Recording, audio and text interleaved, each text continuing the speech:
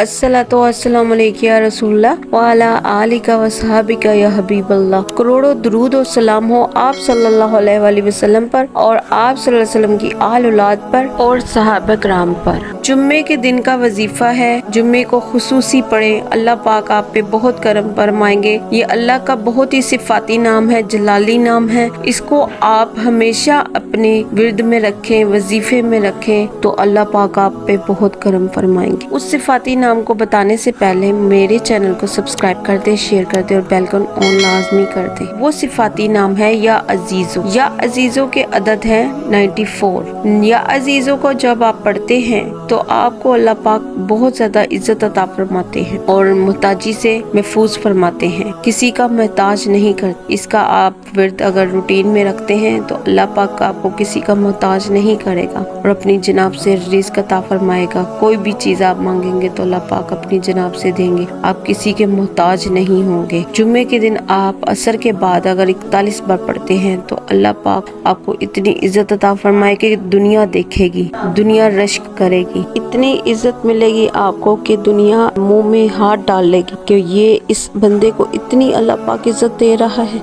इस तरह के एक्सप्रेशन होंगे अगर आप जुम्मे के दिन असर की नमाज के बाद 41 बार पढ़ते हैं अव्वल और आखिर दुरूद शरीफ के साथ। कोई भी जब आप वजीफा स्टार्ट करते हैं तो नमाज को कभी ना छोड़ें, नमाज को अपनी रूटीन में रखें। अल्लाह पे यकीन रख के करेंगे तो अल्लाह पाक आप पे हर जगह करम फरमाएंगे और जिस नियत से करेंगे अल्लाह पाक कबूल फरमाएंगे। जज़ाकल्लाह। दुआओं में याद रखिएगा। इस वीडियो को ज्यादा से ज्यादा शेयर करें ताकि दूसरे लोग इससे फायदा उठा सकें। दुआओं में याद रखिएगा। अल्लाह हाफिज।